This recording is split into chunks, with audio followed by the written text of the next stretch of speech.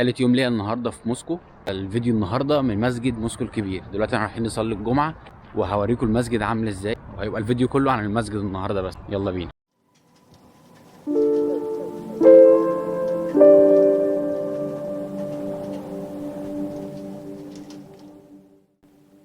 موسكوفسكايا صابورنيا متشيت أو مسجد موسكو الجامع، وبتسمى برضو جامع موسكو الكبير.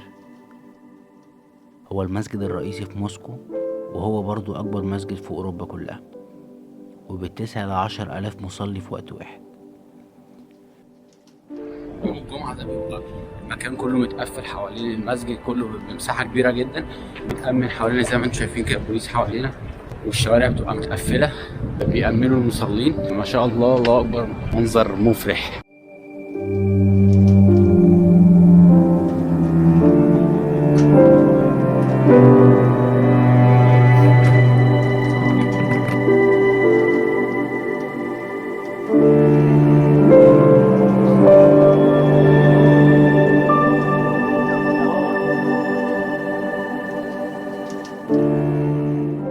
بيرجع تاريخ بناء المسجد لسنة 1902 لما قرر بعض التجار التتار انهم يشتروا ارض لبناء مسجد، وتم الانتهاء من بناء المسجد القديم سنة 1904.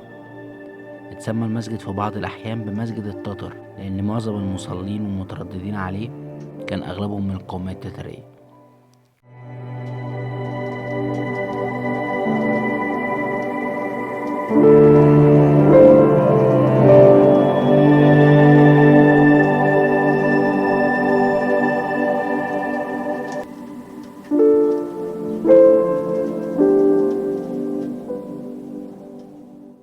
عدد المسلمين في روسيا وصل ل 40% من سكانها، وده بسم الله ما شاء الله رقم يخض ويفرح في نفس الوقت.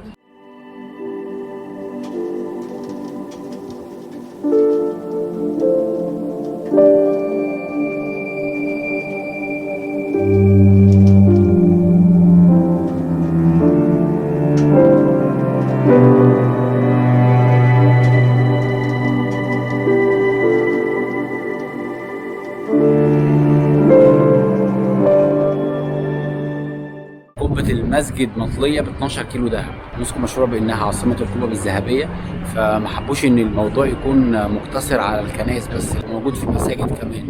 افتتح الرئيس الروسي فلاديمير بوتين أكبر مسجد في العاصمة موسكو. حضر حفل الافتتاح عدد من قادة الدول الإسلامية، من بينهم الرئيسان التركي رجب طيب أردوغان والفلسطيني محمود عباس.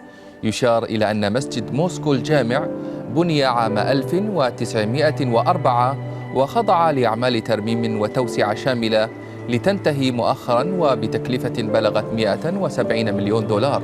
ويتكون المسجد من 6 طوابق، وتبلغ مساحته 19,000 متر مربع، ويمكن أن يستوعب 10,000 مصل.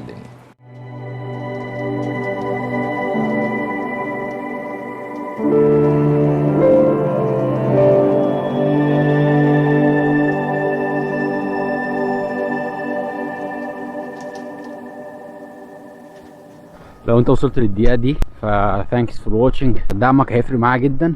فلو انت مش مشترك في القناة اعمل اشتراك في القناة دلوقتي وفعل الجرس، واكتب رأيك في الفيديو في الكومنتات تحت. شكرا مرة تانية.